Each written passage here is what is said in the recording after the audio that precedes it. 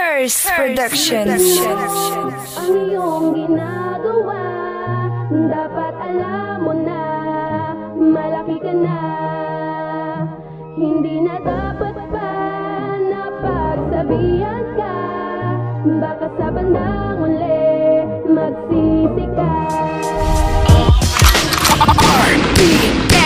Records. Bata malaki ka na, dapat mo nang alamin ang mga maling. Wag mo nang isa-isa, hindi sagot ang pagdamo sa iyong simpleng katanungan. Alalahanin ang pag-alay ng pawis, dugot, laman ng magulang, ng mapunan ng konting kakulangan. Matutunang hulog-hulugan ng buong kautangan. Habang naglalakad ka sa isang kalye na basa, makakaranas pa ulit-ulit, madulas at madapa. Pero wag kang mabahala at wag kang kakaliwa. Piliin lagi sa tama, wag kang matakot sa banta. Kahit palaging maghanda, ganyan palaging may hadlang. Pwede mong laktawan kung walang sagot ka, sapat lang. Di sapat lang ang mga gawain mo na ganyan.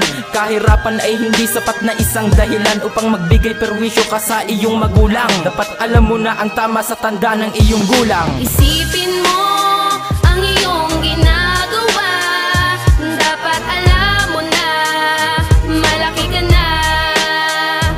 Hindi na dapat pa na pagsabihan ka, baka sa bandang uli magsisi ka.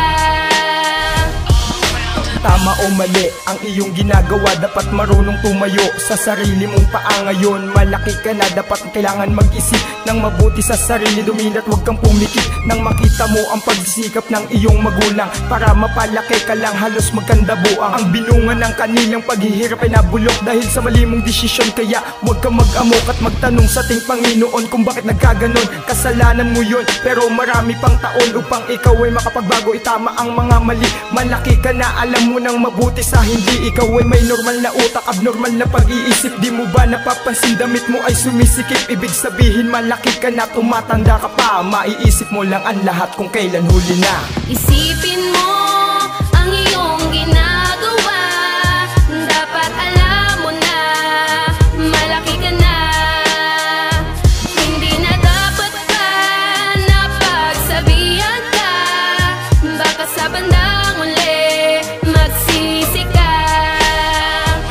Ngayong umiitad ka na, kaya dapat alam mo na ang mga tama't mali din na kailangan sabihin pa. Tanong mo sa sarili mo, tama ba yung ginagawa mo? Puro na lang problema at perwisyo, pasan-pasan mo. Pabigat sa iyong ina, lalo na sa iyong ama. Hindi mo ba minsan naisip na hihirapan din sila sa pagpapalaki sa'yo? Tapos siya ba sinusukli mo? Sumasagot ka na pa ba lang, yan ba ang natutunan mo?